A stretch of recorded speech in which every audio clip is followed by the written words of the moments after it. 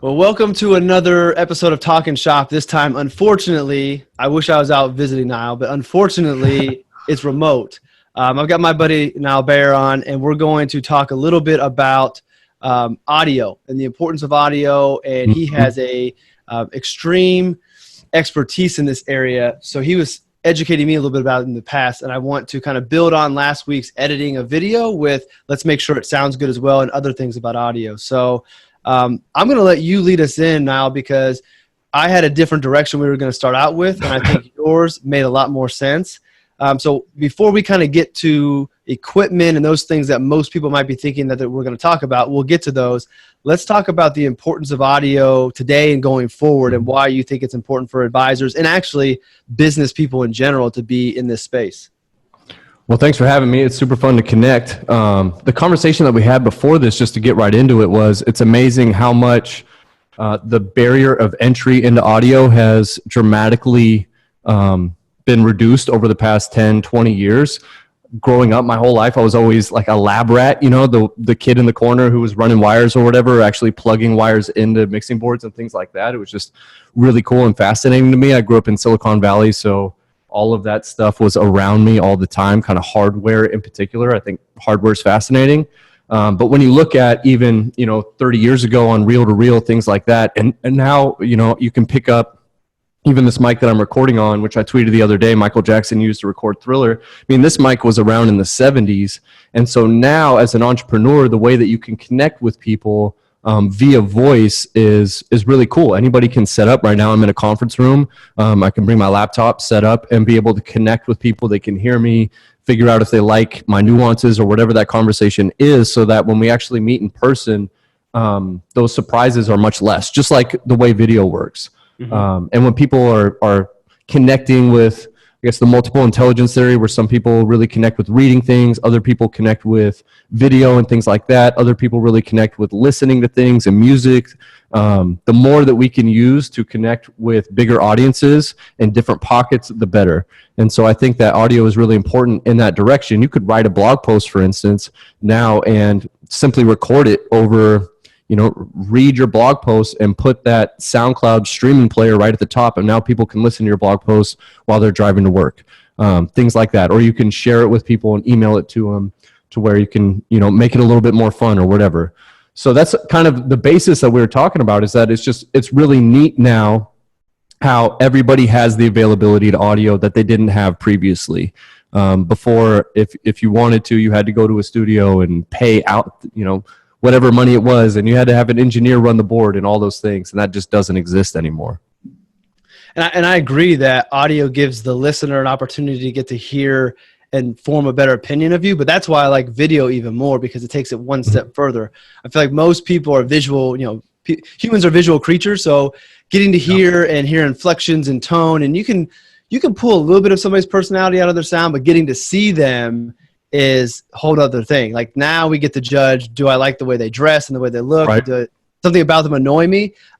So to that though, I think you could still go the video route, which is my favorite route, but now you can strip the audio out and do all those things you just talked about. So I think video and audio go hand in hand, but like what I'll probably end up doing is, we're recording this on Zoom, I'll strip this audio out in iMovie, export just the audio, and I'm probably going to throw it up on All About Your Benjamins, the podcast, so someone can listen to this conversation if they're not going to watch it. So you're exactly right. And I buy into that. So obviously video is what I really love. But the audio I think is important. And I'm in the process of trying to evolve my podcast, if you will, to make it more, to steal Gary Vee's term, an audio experience. I haven't figured out what it really is, but I don't want, because audio is getting, going to be bigger and voice is going to be bigger, I don't want my stream of podcasts to just be one-on-one interviews. I want that to be there because there's a need for that. But I also want to I'm feeding my Amazon skills through there. And I'm going to start putting these Talkin Shop audios in so that my All About Your Benjamins will be more like a channel, and you'll have these different shows you can see.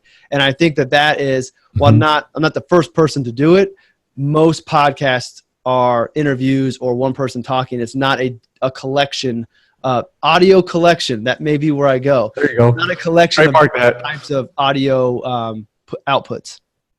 Totally agree. And I think as we experiment with this because it's all so new. People think podcasting is on this trend of like maybe it's over the top, it's already jumped the shark type of thing, and I think it's just beginning as people figure out their own voice and their own lane. Even as when video first came on, right, in the Roaring 20s or whatever, there was no sound attached to it, and they realized there's this marriage between sound and video that is extremely important. I was just watching last night with my 10-year-old. I showed him Twister, the movie, which I forgot was made from the same people who made Jurassic Park, but it was so clear to me just from the audio that they did voiceovers for the whole movie. So they acted the movie out, and then they brought everybody into a theater, and then they have to record their voice over. And I was explaining that to my son, and you could just see kind of the gears in his head of being like, wow, you have a whole team that's set for audio, a whole team that's set for video, and when they're blended correctly, it's a beautiful thing. And you could use them for so many different areas. To your audio point in the podcasting, people say, do we need any more podcasts? Yes or no. Taylor Schulte had a great tweet last week about the fact that even if, I think there's a report that showed the average podcast gets 124 downloads per episode, which doesn't really sound like a lot. But Taylor said, if I could have an audience of 100 dedicated listeners every single time, why would I not take that? So you don't have to set out to have the podcast that gets the most downloads. You don't have to be number one in iTunes for your podcast to be successful. The reality of it is, as advisors, we're only trying to attract a certain amount of clients. We can only handle so many by ourselves or within a firm. So you don't need to have 100,000 downloads. It'd be awesome if you could do that, but you don't need to be hitting Tim Ferriss and Gary Vee numbers. You get a couple hundred people that are religious listeners and you're developing that community and that audience, that's going to be good for your business. So I don't think it's too early. I think the tough thing is finding the confidence of what your lane is going to be. And my advice would be, don't worry about if that changes. My podcast episodes today and guests look a lot different than when I started. And I think that's okay. People are along for the ride, and they almost expect you to kind of evolve and get better along the way. So I think that's one of the hurdle that a lot of people have to overcome is, well, what am I going to talk about? And will anybody listen? Talk about what you want to talk about that you think people will get value out of. Put it out there. The right people will find it, and continue to improve. So speaking of continuing to improve, well, I do want to hit one more thing. So what's your take on the role of voice technology going forward? So a lot of people like Tyrone Ross Jr., he said his dad would appreciate if I throw the junior in there. He was hollering at me last year, voice is the future. You got to get on voice. And he's the main reason I hopped on and started an Amazon skill, just because I thought that was something that I wanted to try. Where do you see that playing in day-to-day operations or communications with clients? Well, I think every company that has a client base, you have an audience built in, and they want to hear from you if they're spending money on it, especially on a service-based product. So I could definitely see people being less concerned, like you said, about where the general audience is and just being able to reach the people that they want to reach in an efficient way. And I think audio serves that purpose really well, especially as we have more and more smart devices that are coming on that detect voice really well, and you can be able to strip down and serve them in a different way. I think I just read an article yesterday that was talking about how Amazon was trying to make a big deal with a real estate developer, to put Amazon Echoes into apartment buildings before you even moved in. So it was kind of built in already. So I think the wave of the future is going to be very much so voice oriented. That's how we communicate primarily. And to be able to reach your audience, whether that's, like you said, your client base, or if you want to go to the general side, which will be more and more competitive as people figure out how to make really cool shows, there's going to be a place for everybody. A lot of the times I talk to advisors specifically, if you have 100 clients, like you said, they want to hear from you. And this is an easy way to be able to do it. And if you can get down a process and stick to it, you're going to do just fine. So I want to share, it took me a while to figure my strategy for my Amazon skill out. And I just want to share just to give people an idea of how easy it could be. And I have to credit Danny Fava from TD Ameritrade for the conversation I had with her, sparking the idea. I had the skill for a while, but had no consistency to it. And she basically said, well, why don't you just talk about what you want to talk about that would be relevant to your audience? And for whatever reason, the way she phrased it, like the light bulb went off. So my audience are my clients. If other people who aren't clients subscribe, that's great. But what I want to use the RLS Wealth Management Rundown for is to communicate with my clients. And what I set out to do is daily updates. So every night at 10 o'clock, I go downstairs into the exercise room that we have, and I record. And it's 3 to 5 minutes. I find a headline from that day that my clients might hear about, or they might have a question about. So I try to answer those questions before they even have them. Or if there's nothing good to talk about, then I talk about a concept that I think is important, more along the lines of behavior. So I've highlighted, like Ben Carlson's had a couple good blog posts I've highlighted. Michael Batnick had one. Ashby Daniels had one. So I'm taking some of these things that if there's not an important thing to address in the news, I don't want to create panic when there doesn't need to be. I won't bring up any news that doesn't need to be accomplished. And now I can kind of work on hammering home more of the behavioral things that I believe to help my clients. So my clients can hear from me Monday through Friday if they want. And every Sunday I put my weekend review video audio up on it as well. So if they want, clients can hear from me 6 days a week. They may not want to hear from me 6 days a week. They may just want to leave them alone, but they're going to be hearing from me all throughout the year, addressing things that are going on that might be causing them concern. And they're going to get their questions answered. They're also going to know, hey, he's on top of it. He knows what's going on. If there's something we need to do, surely he's going to reach out because he knows what's going on. I just think it's added communication, and not that we want to fake communication with our clients, but I'm communicating with all 100+ clients that I have off of one recording every single day, not having to pick up the phone every time. You add on the review meetings that we have and the other meetings that come up. That's a lot of communication between me and my clients throughout the year. Right. And for another advisor to wedge themselves between you and them, they're going to have to wedge themselves in all those lines of communication, which is really difficult to do. And honestly, my hope is that through marketing or word of mouth, that non-clients subscribe, and then they're hearing from me every day, and they're questioning, well, why isn't my advisor educating me? So so I wedge them with my skills. So to me, that just seems obvious. And if you think you're late to podcasting, if you get into the flash briefing game, you are on ground zero. Like, there is very few people doing it. Yeah, you're cutting edge there for sure. For sure. I mean, honestly, the tough thing with the skill game, though, is I have been told that it's best to have daily briefings. Otherwise, you get, there's nothing today, and it moves on to the next briefing. That you need to have something. So there is a little bit of a barrier of having enough to talk about. And I can promise you that as you do this more, you get more comfortable finding things to talk about. And sometimes it has nothing to do. Like today's briefing was about Apple, the headline of Apple shutting down iTunes for Mac users. Well, they're not really shutting down iTunes. They're just breaking it up like they've done on their iPhone. But you first read that, you panic. So I use this as an opportunity. A lot of my clients are Apple people. So let them know that, hey, if you're reading this and you think you're going to lose your music, you're not. So it doesn't always have to be finance. I think which with much of my content and the way I think you should do it, it's got to be a mixture of the important finance stuff, some behavior stuff, some personality stuff to kind of create this relationship with your followers and listeners that's not only about business. Totally agree. It creates that ebb and flow of when you do talk about something that's really important, maybe back in finance, it's highlighted because you were talking about other things previously. Right. That goes through any sort of entertainment. And I bet you that your conversations with your clients are way deeper because now they have these conversation pieces to come in and say, oh, I heard you say this about that. And then I researched it and now I'm more informed. Let's have a more in-depth conversation about it.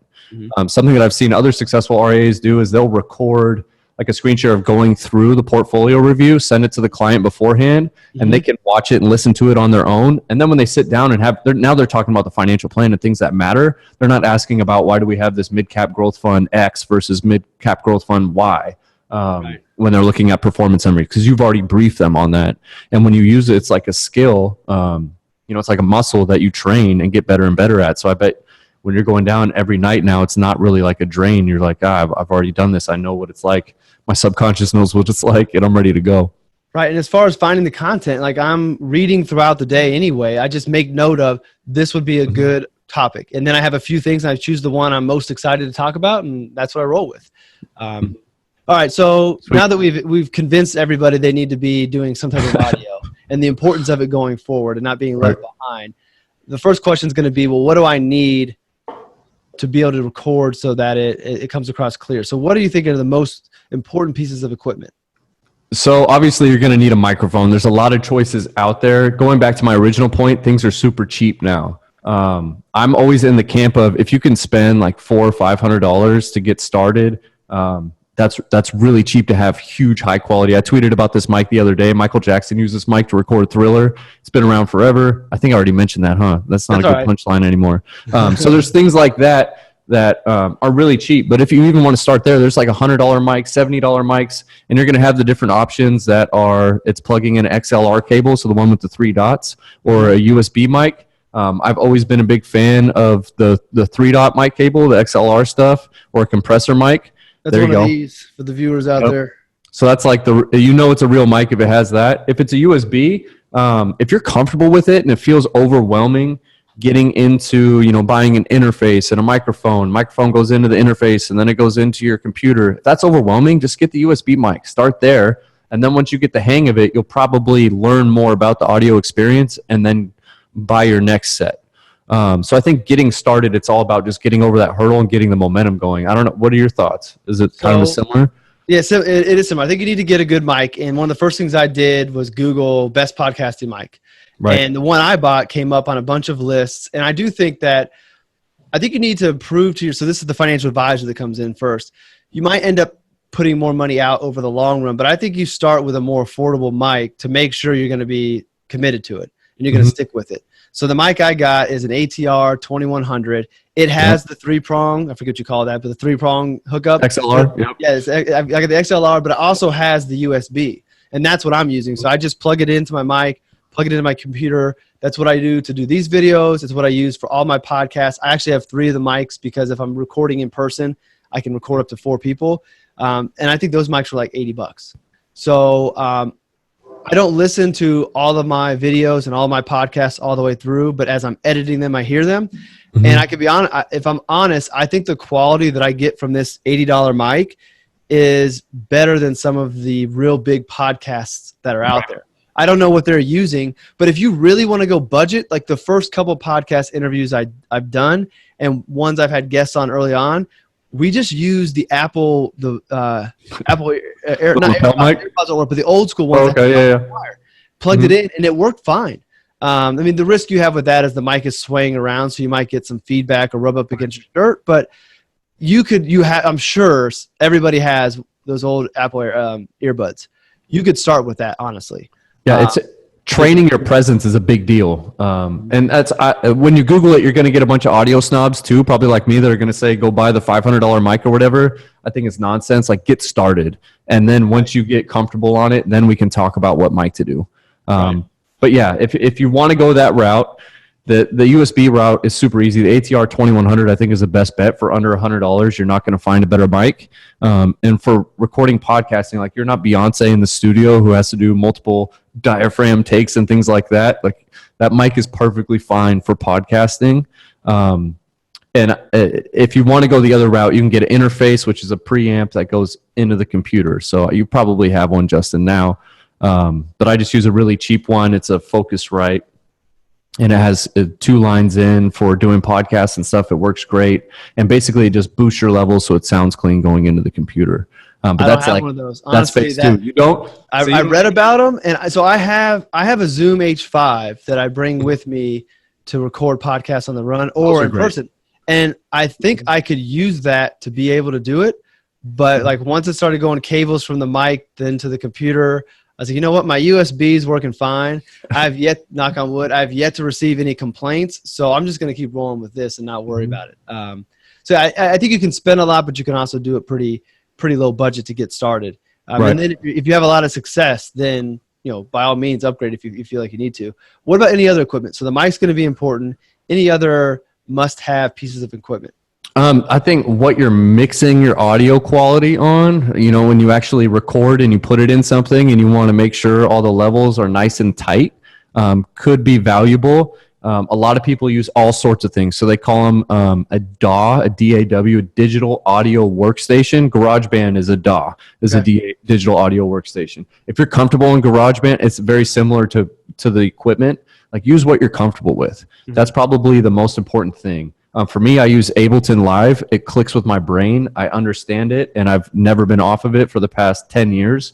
It works well with me. Other people use Pro Tools. Other people use all sorts of stuff. Cubase is a big one. But what I would do is look at what's available for free, download that, see which one you like, and then just stick with that one. You don't have to do a lot of magic tricks to get this audio in and out. And maybe we'll do another little presentation of how to get audio in and then spit it back out to get it into your video editing software. But if you just get something for free and figure it out, I think that's the next step. And that's why I roll with GarageBand. It was already on my Mac, so I just figured out. And I would say when it comes to editing, you can outsource it. There are people out there who you can send the tracks to. They'll edit it for you and get it back to you in a reasonable turnaround. I never did that because I was too impatient. And basically, when I record it, I'm ready to get it out, and I don't want to wait. And then I just got it down to where I could do it pretty quickly. That I didn't feel like I needed to pay somebody. It didn't take me very long.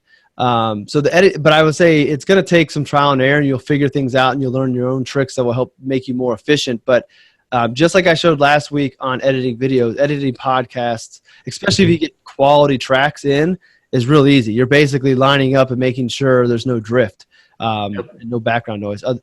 If you get a bad track, sometimes you got to doctor that up a little bit. But if you're using good equipment and your guests are as well, then you should be in good shape. And if you talk really well, it makes life much easier as an editor. If you're not doing the ums and things like that, it makes it so you can kind of actively edit as you're just talking. It'll make life easier. Or you could just say, hey, I'm going to make my podcast as authentic as possible. And if you hum a lot, everybody's going to know you say a lot of ums. Yep, exactly. It's all right. Conversational. So any other equipment? You've got some fancy headphones. How important is that? Anything else you think we need?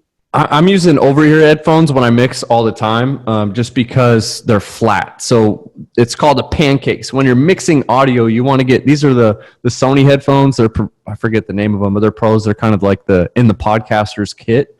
And so they don't boost bass and they don't boost treble like the Beats by Dre do or things like that. They boost the bass up, so you're not actually listening to the true audio as it goes through the headphones. If you buy flat pancake headphones like these ones, when you're mixing, you know exactly what it sounds like. So when it goes out to all these different platforms, it's not adjusted. I know a lot of people who mix with like bass heavy headphones and they think it sounds a lot better, especially with music. Voice, you don't have to worry about it as much. And then it goes out and it just doesn't hit the way they want it to hit. So that's really important.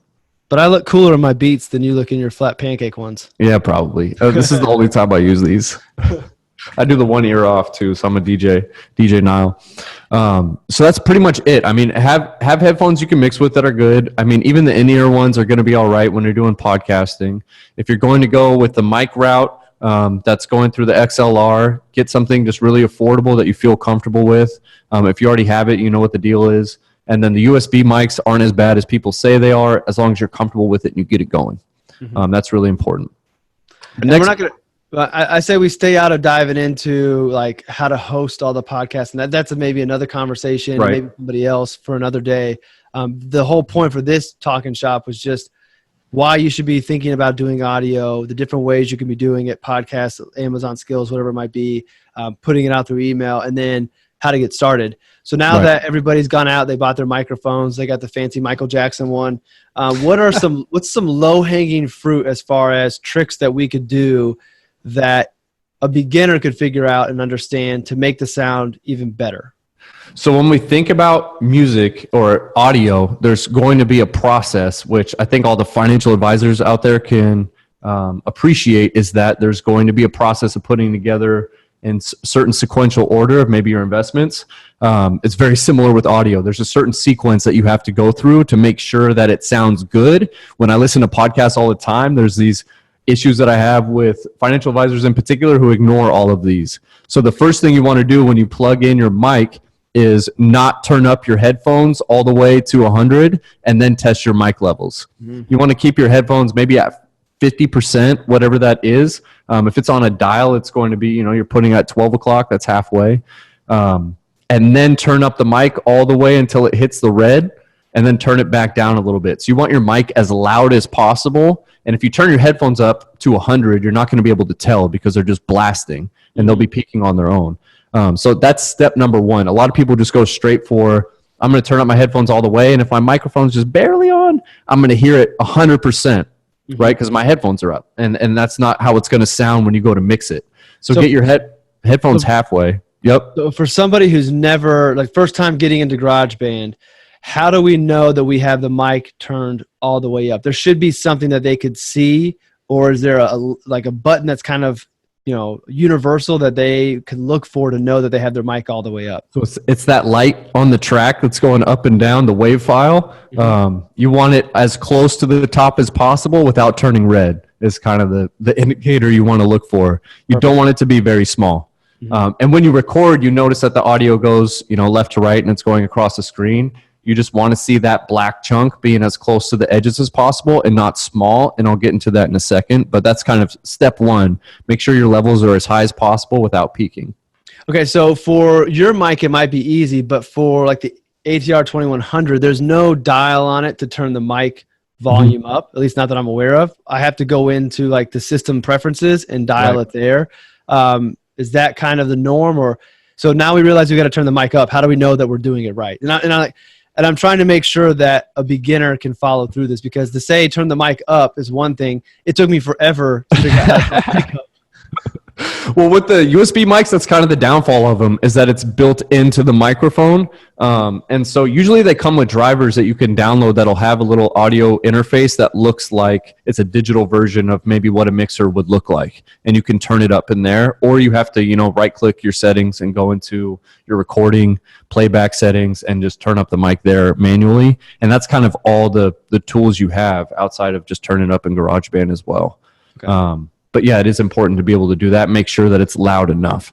But a lot of those, they have it's called a preamp inside of the microphone, so that it kind of solves that problem, hopefully, for you. But that's always been my biggest issue with USB mics, is they have that problem. I can't really mess with things. Okay. So turn your headphones down, turn the mic up. What's next? Yep. Then you can turn your headphones back up. And make sure that your guests are on the same page. That's probably the biggest thing. If you're recording with other people, make sure you and your guests, when you pull the audio into GarageBand or whatever you're using, you're both at a similar level. That's really important. A lot of people, there's two different filters they'll put on it. And Justin, we talked about this offline as well. The first one is going to be an EQ, and that looks at the full spectrum of the audio, and you just want to cut out that very left side of it. And that's where the bass is, so that you don't hear pops and things like that when you're driving and listening in your car. I was listening to a podcast the other day this was actually a really big podcast, and it almost blew my speakers, because it was just like all of a sudden, poof, when someone said a P. So you want to cut that little end part out, and then you throw a compressor after that. And now a compressor is going to do exactly what it sounds like. It compresses the sound and makes it smaller and smaller, so that when you turn it up, you have more audio to turn up with it. And a lot of them, I think with GarageBand, it's built into it, right? The compressor is built into the EQ, but it's putting them in that order. So you first turn up the volume, turn your headphones down, then make sure it's all the way up as max as possible. And then when you throw the EQ and compressor on, it's only going to compress the actual audio of your voice and not all the background noise. And you'll be sounding way better than 90% of everybody out there. And if that overwhelms you, I don't do any of that. I record, I get my tracks in, and then I make sure that the sound between the two voices are within each other, so that one's not louder than the other. Right. And then from there, I go through and do some minor editing that I have to do. But other than that, that's kind of all I do. And like I said, obviously I'm biased. I think my podcast sounds good, but I do think that the parts that I hear most of it when I edit. It sounds good. And I'm not using my beats as I listen. I'm listening to it over the computer, because I want to try to make it how people are going to be listening to it, so I hear the same thing. So I'm going to, on my next recording, mess with that stuff and see if I can't figure it out to see if it makes a difference. But I think it's good. I think it's good for us to know, but also don't let that talk and thinking about those extra steps keep you from doing it. Because at the end of the day, get your first couple done, and you can go back and figure it out. Or even you can that's where you could hire somebody to do it for you too. I was going to throw one thing that I was told to avoid the big P's is to kind of talk to the side of the mic. So rather than talk right into it like this, that's where the P comes from. To kind of talk a little bit past it to the side. It still picks everything up, but you don't get hit as hard with the bass that you're talking about. It's exactly what we're secretly doing. Plus, it leaves your voice or your face in the frame, which, as long as this is cool, we're good. Any other low-hanging fruit? That's a big one. I mean, if the industry standard is you want to turn up those volume on those levels, so once you make them equal, then turn them up as high as possible without it peaking, so that if I switch from your show to someone else's show, there's not this huge wow, why is this so quiet, or why is that so loud? And that's just trying to make it industry standard. But I think those are the biggest things. Like, make sure your voice is turned up and make sure it's kind of the levels are the same. And those are the two biggest things that I hear from shows where I'm like, man, this is a little bit off. But if you do those two things, you're going to be light years ahead of other people. Sounds good. All right. Well, I think that's a good ending point for this first video about audio. Any closing thoughts that you have? That's pretty much it. I'm really excited to hear from all these people that have different shows. I feel like there's a new one rolling out all the time, and I'm trying to catch up and listen to them. And I think that if you haven't done it yet, get on it. It's awesome. All right. So since you took time out of your day to help me with this video, because I don't know enough to teach everybody about the audio, I want to make sure that you get an opportunity to plug what you're doing now, because you recently made a career change, not totally out of the profession, but a different position. So for those that have been following you but that weren't aware of that, what are you doing now? And let people know what you guys do. So I don't have a huge thing to plug today, but I definitely did jump ship, move from my role as the president of Up Capital over to the chief marketing officer at Helios Quantitative Research, which is a really cool firm. They have about 20 billion in assets under influence that they help advisors basically be more efficient with their practice and increase margins in an era of fee compression and margin compression. I thought it was really interesting. They're playing offense all the time when it comes to the industry shift and changes. And I have that entrepreneurial itch that I know you deal with as well, Justin. So I was just ready to go tackle new things. So I don't have a huge product to push right now, but I'm really excited. I'm sure that you'll see more and more of us on the timeline on a daily basis. But that's where I'm up to right now. I'm going to write a huge blog post about it, just talking about I made the biggest bet of my life because I moved from something that seemed like, I had all this time and being an equity owner and things like that to going and jumping and going to a different company altogether. So I'm sure that'll be out there coming soon, but it's been fun. They have a new product as well that's really cool called Helios Plans. I think we talked about it as well. Yeah. And that's a tool where you can coordinate as an advisor an estate plan, a basic estate plan with our team of attorneys and estate planners. And it's only like $450 a plan, and it's totally white labeled, so you can include it with your financial plan and things like that. I think that's probably the coolest thing, and it just shows that we're dedicated to helping advisors be more impactful with their practice and increase their margins outside of just quantitative models and tool sets and things like that. So really excited about joining a team of people who are forward thinking. And Douglas Bonaparte and Tyrone Ross and Junior and I were talking about the need for something like that just last week. And I said, I'm pretty sure Nyle told me that they're working on something like that. So it's done. It's done. HeliosPlans.com, HELIOS plans.com. It's ready. You just create an account. The first one's free. So I made my own estate plan first. That was my thing. I went home and it took less than 30 minutes. And then it's after that you pay for your plan to go and you're coordinating it as an advisor. So there's estate plans and attorneys behind it, but that's a super exciting tool that they built. Pretty cool.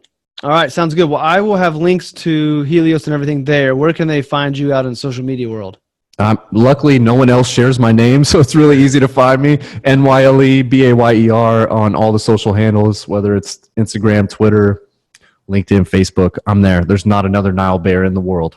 All right. Sounds good. Well, I'll link to all of those as well so they can find you and hit you up. And don't be surprised if you get some questions about audio and what should I be doing. Can't wait. I love it. Awesome. All right. Well, Nyle, thanks for taking the time. This was a great conversation. I know I learned. I took some notes as we were talking. So I will be putting this out Friday to follow up last Friday's video about editing video. Now we've got audio taken care of. So I appreciate you coming on. And everybody go follow Nyle. Hit him up with some questions. I'm going to bombard him with some DMs and everything. And I appreciate it. So everybody, thanks for watching. And we will see you in the next episode. Thanks, man.